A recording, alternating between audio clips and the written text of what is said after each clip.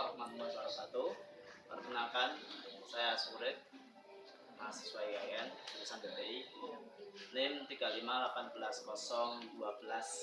Hari ini saya akan menjawab pertanyaan UTS dari dosen ya. Yang pertama yaitu dosen antropologi ya.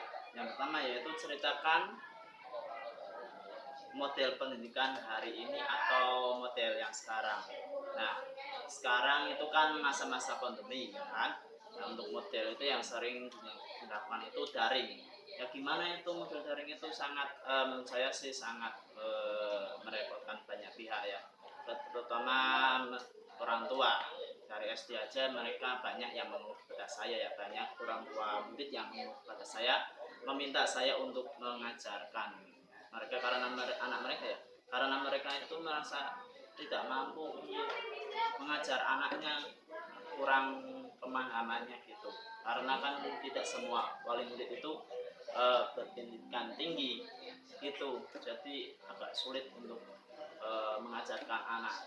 Kemudian kasus kedua yaitu ketika di pondok itu kan kalau ada UTS menggunakan Google Form, itu kan harus satu anak itu kan harus satu HP paling enggak ya, sedangkan pondok itu tidak boleh membawa HP. Nah itu sangat merepotkan banget di situ ya. Kemudian kalau di tingkat mahasiswa gimana? Di tingkat mahasiswa juga agak merepotkan, cukup merepotkan. Kenapa? Karena kebanyakan dosen menganggap kalau mahasiswa itu daring itu ya kerjaannya ya apa, leha-lehe gitu. Padahal enggak, hampir semua dosen gitu. Akhirnya lagi-lagi memberikan tugas.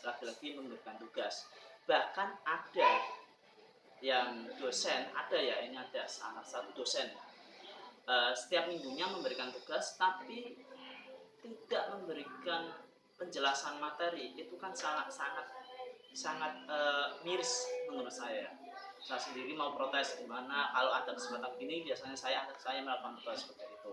Kemudian selanjutnya yaitu berikan argumen tanggapan tentang 4 video yang kemarin itu yang saya tonton itu.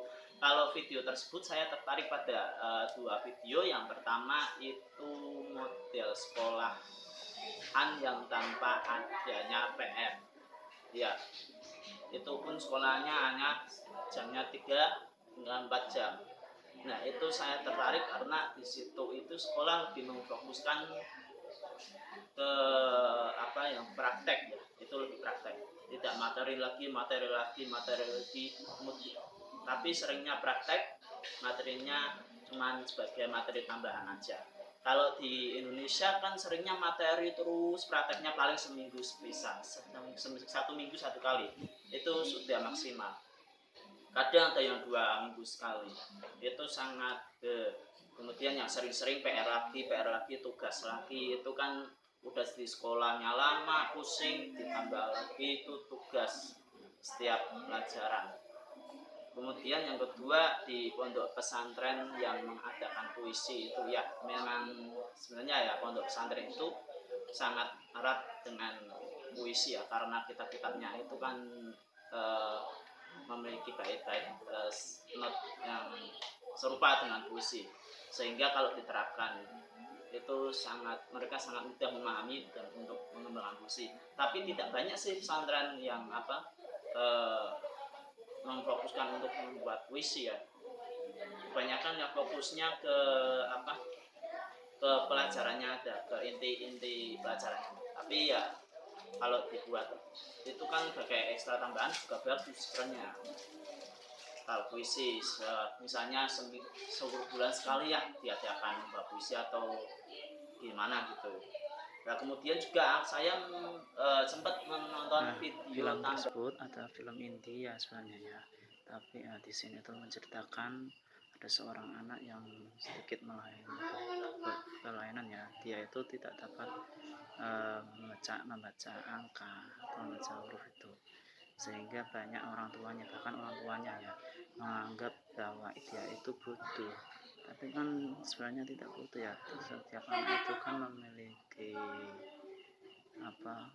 kepintaran di bidangnya masing-masing. Kemudian anak tersebut karena nanti anak itu dipindahkan ke suatu sekolah, kemudian di situ ada guru yang Jadi, mau menangani. ada seorang guru yang dapat memahami dan akhirnya itu terwujud bahwa setiap anak itu memiliki kepandaian di satu sondong satu kepandaian tersendiri. Tidak kan misalnya di situ kan juga diterangkan sih, kalau nggak mungkin kan ikan kalau dipaksa untuk belajar memanjat pohon itu nggak mungkin, atau ikan dipaksa untuk belajar terbang ya itu nggak mungkin, sulit lagi.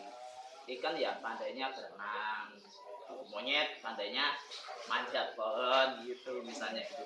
Nah kemudian selanjutnya pendidikan yang tepat untuk sekarang dan juga 5 tahun 10 depan. Kalau sekarang yang daring ya tetap, kalau sekarang ini ya bagus daring bagus, tapi ya materinya ya tolonglah dijelaskan sekali seminggu sekali, 2 kali seminggu pertemuan itu ya fokus menjelaskan materi-materi yang belum dipahami ya. Kemudian tugasnya itu jangan terlalu fokus dengan PR lagi ya, tugas praktek lah itu kemasyarakatan gitu.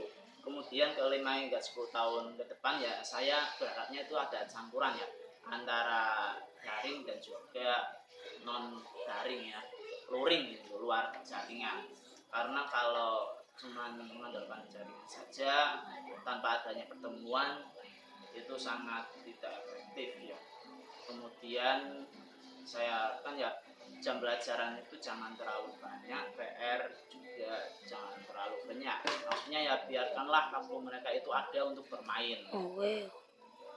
Biarkanlah mereka berkembang dengan teman sepermainnya, dengan berikan waktu bermain, mengekspresikan apa yang mereka harapkan gitu. Tidak hanya belajar tapi juga prakteknya.